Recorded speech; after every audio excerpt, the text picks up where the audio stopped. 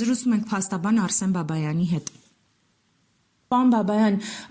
մի քանի օր առաջ ներկայացրեցիք միջազգային փորձաքննության արդյունքները Սրբազանի հետ կապված։ Կխնդրեմ ասեք, ինչ դրական ակնկալիք ունեք այդ փորձաքննության եզրակացությունների հետ կապված մեր իրավապահ համակարգից։ Ես ասուլիսի ընթացքում էլ ասել եմ, որ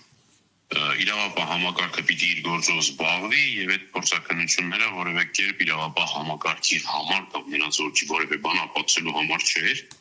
դա շատ ավելի հանրային դատարանի համար էր։ Իսկ իրավապահ մարմիններից մեր ակնկալիքը մենք դեռևս շատ վաղուց ենք ասել, որ նաեւ իրականացնի քննություն այն ուղղությամբ, թե ով է կեղծել եւ տարածել տեսագրությունները։ Ընդ որում ես չեմ ուզում, որպեսզի տպավորություն լինի, թե որևէ եղանակով, փորձում ենք ուղղորդել կամ կաշկանդել քննչական մարմին, չէ, իրենք կարող են իրենց համար որ վարկածը որ ուզում են քննել, բայց մեր հորդորն է, որ նաև հաշվի առնեն մեր տեսակետը, մասնավորապես Արշակ Սրբազանի տեսակետը եւ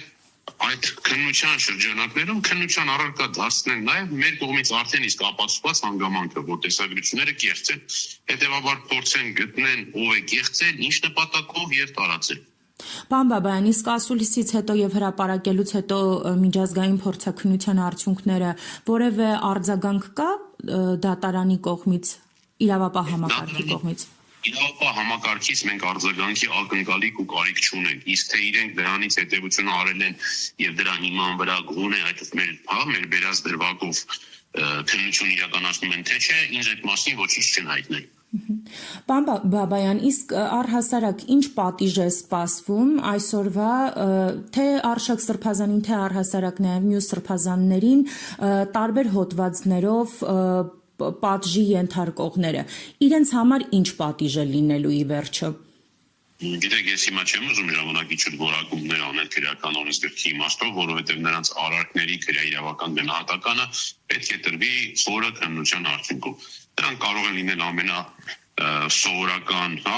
կեղծիքից մինչև անգամ բարձրադատություն չարաշահելը եւ այլն եւ այլն։ Մինչև անգամ կարող է հասնել պետական դավաճանության։ Եվ եւս մեկ հարց,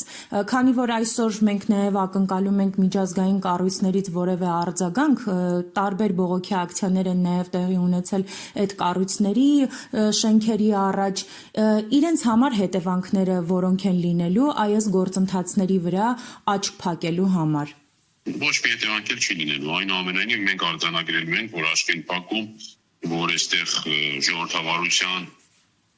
ամենատարրական կանոնները չեն պահպանվում, այսքանը, ըստ էության դրանք քաղաքական հետևանքներ են արդեն եւ ոչ թե իրավական։ Շնորհակալ եմ մեկնաբանության համար։